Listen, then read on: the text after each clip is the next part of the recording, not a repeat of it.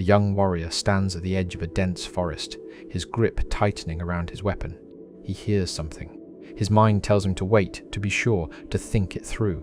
But he doesn't. Because where he comes from, that moment of hesitation can cost everything. Among the Germanic tribes, survival wasn't something you slowly learned or grew into. It was immediate. You either had what it took in that moment, or you didn't. There was no time to figure things out later, no room for second chances. And over time, they came to live by something unspoken, a rule that shaped how they thought, how they acted, and how they endured a world that showed no mercy. It wasn't about being the strongest, it was about never allowing weakness to take hold in the first place. So how did they live like that without breaking? Watch till the end, and you'll understand the rule that made them impossible to conquer. No mercy. This world is indifferent to your suffering. It does not reward trying, it only acknowledges power.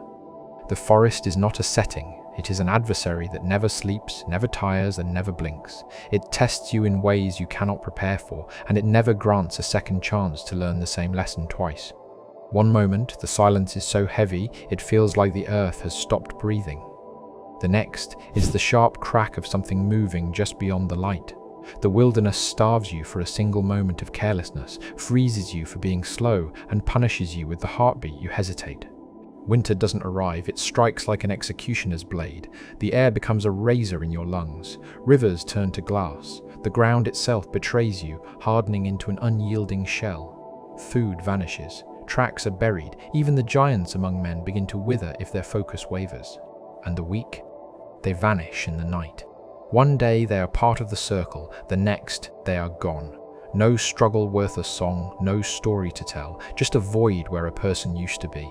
The most haunting part? Life doesn't pause. No one stops to grieve. The moment you lose your footing or your focus, you become the next one to fade. Here, survival isn't a victory, it's just lasting 1 second longer than the thing trying to kill you.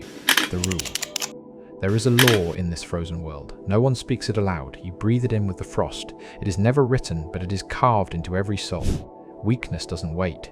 If you carry it within you, it will find you. Weakness isn't just a physical frailty, it is the flicker of hesitation when your mind begs you to quit, but your body must endure. It is the moment you choose the warmth of the fire over the duty of the watch. The world senses that choice instantly. Weakness makes you slow. It makes you predictable. It turns you into a target. In a culture that survives by pruning what cannot endure, that is all it takes. Weakness is not trained away through gentle coaching. It is not comforting. It is never given the luxury of time to grow into strength. It is excised quickly, brutally, and without a backward glance. You learn to spot the rot in yourself before the world does, because if you don't, the world will remove you along with it. The lessons that broke the weak. Childhood here is not a sanctuary, it is a filter. From your first steps, you are being weighed. You fall into the slush and wait for a hand to reach down. No one moves. Slowly, through the shivering pain, you push yourself up. That is the first truth. No one is coming. Then the trials deepen. A child is cast into the woods alone. No fire, meat, or map.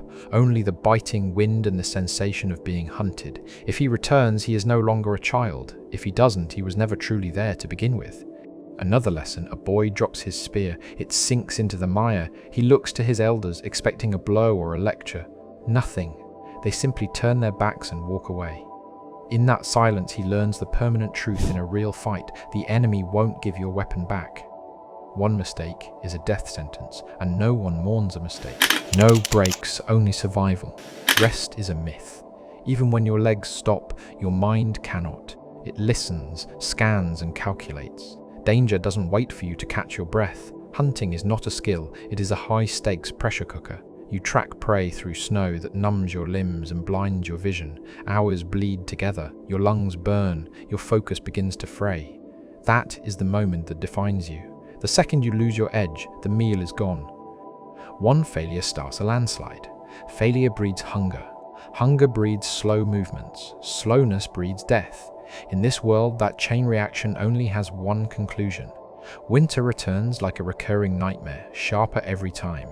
It peels away those who cannot adapt. Those who survive don't throw parties, they don't relax, they become harder, more vigilant. They understand that the world doesn't reward you for surviving yesterday. It demands you do it again today. Control fear, or it controls you. Fear is a permanent shadow. It waits in the silence of the pines and the dark corners of the longhouse.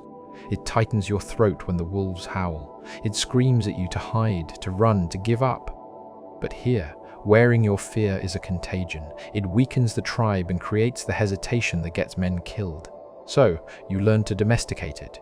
You don't ignore the fear, you harness it. You feel the hammer of your heart and the shortness of your breath, and instead of flinching, you still yourself. You breathe, focus, and step into the dark anyway.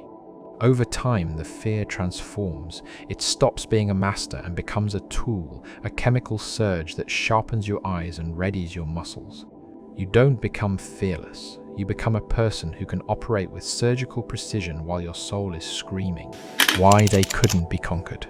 Across the mountains, there are empires built on comfort. They have high walls, paved roads, and guaranteed grain. Life is a scripted system. Their soldiers are disciplined and professional. They move in beautiful geometric formations and wait for the trumpet to tell them what to do. But they are protected. They have forgotten what it feels like to be truly cold. You haven't. For a Germanic warrior, there is no line between peace and war. Every day has been a battle against the elements. Every meal was a victory. Every night was a standoff. When the Roman legions arrived, nothing changed for you. The battle was just another Tuesday in the forest. There was no shock, no adjustment period. Pain was an old friend. Chaos was your natural habitat. To the civilized world, you were a ghost, unpredictable, relentless, and terrifying. You didn't break because there was nothing left to break. You simply kept coming. Be honest, if you were left in that forest tonight with nothing but your name, would you see the sunrise? Type yes or no below.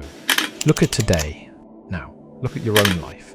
Warmth is a dial on the wall. Food is a click away. Safety is a given. Pain is something we medicate. Struggle has become optional. And because we've removed the friction, we've softened the blade.